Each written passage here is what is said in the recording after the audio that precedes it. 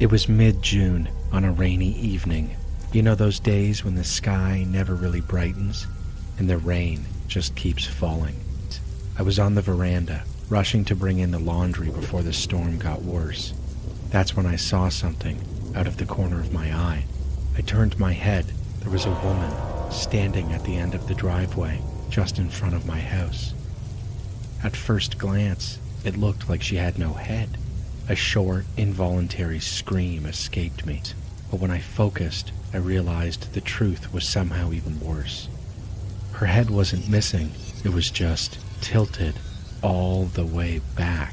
So far back, it looked unnatural, like her head was broken. And her mouth was wide open. She didn't move, she didn't speak. She just stood there, facing the sky. I felt cold fear drip down my spine. Something in me knew, don't provoke her. So I quietly continued gathering the laundry, moving as softly as I could. That's when she snapped her head toward me. My heart stopped. Her face was lit up with this unbelievably joyful expression, but it wasn't normal.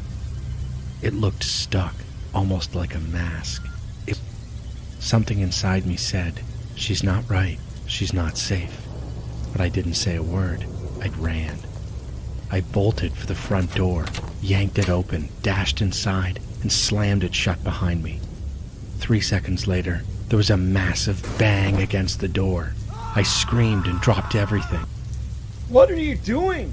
I screamed. My voice sounded like a terrified child's, but there was no answer, just silence.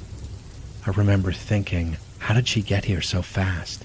I had just shut the door, just seconds ago, and somehow she had reached it and slammed into it with terrifying force.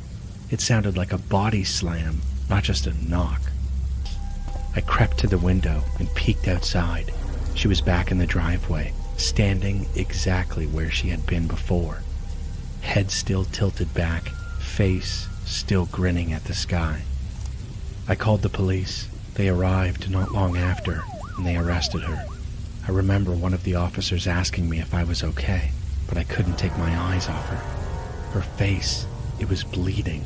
Blood was dripping from her nose and forehead. That's when I realized she had slammed her face into my front door. But even with the blood, she was still smiling.